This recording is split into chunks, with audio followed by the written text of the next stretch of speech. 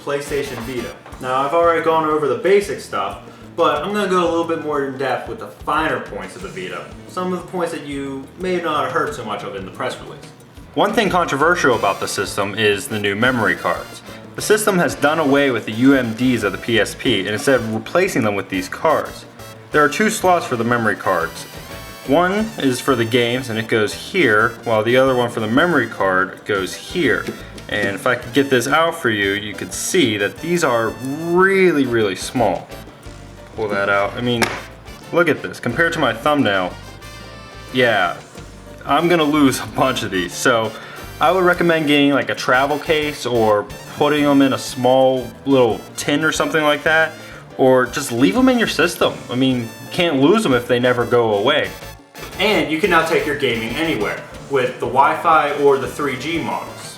One of the coolest things is you can now start a game on the PS3 and through cloud saving, play it on your Vita.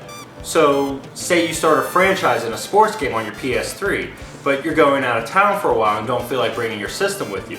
You can like continue the season on your Vita and then come back and continue it on your PS3. I mean, that's just a brilliant idea. Now, you do have to buy two versions of the game, which may be one of the reasons they have this system implemented, but it's still a really cool idea, and I'm really excited for it. Another interesting thing is the front and rear camera. Now, Sony has been advertising this thing called Augmented Reality, but what is that? What it is it takes the back camera and makes the real world come into play. So you like load up this, read that card, and what was just a table now has a pool in it. It's really interesting to see how it can bring the real world into video games. Soon it's going to be creepy like virtual reality, but right now I'll take this.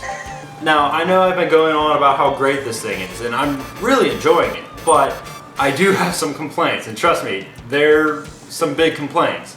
One is the cost, and I mean the cost for everything. The base model costs $250, which is the same price as a PS3 right now.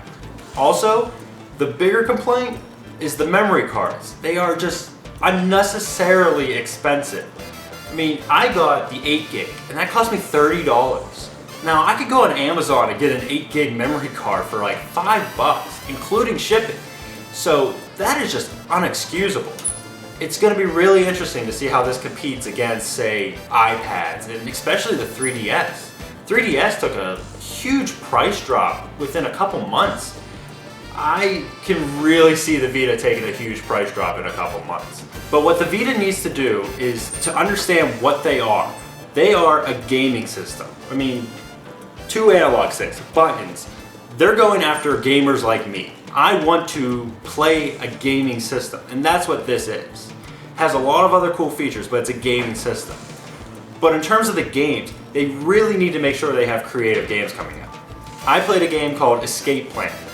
It's a brilliant puzzle game. If you have a Vita, I would recommend picking it up.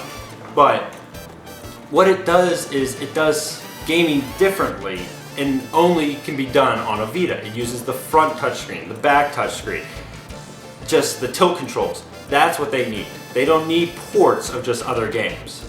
So that's my review for the PlayStation Vita. I think this thing is incredible. I think it's really fascinating what can be done with this piece of hardware. It's front and touch, everything's working great, and it's really responsive, feels natural. So the games are just gonna be more and more creative. But if the software keeps coming, this thing is gonna have a great long life. I'm really liking this thing. If you have the money, I recommend picking it up too. PlayStation Vita.